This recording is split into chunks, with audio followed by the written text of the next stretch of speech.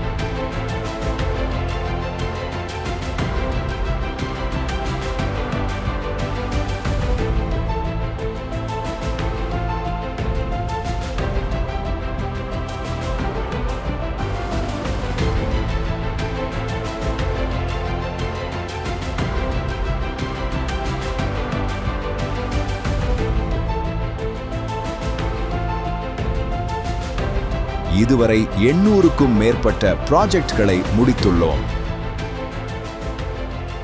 சிறிய அணியாகத் தொடங்கிய நாம் இன்று 800 பேர் கொண்ட பெரிய குழுவாக வளர்ந்துள்ளோம்.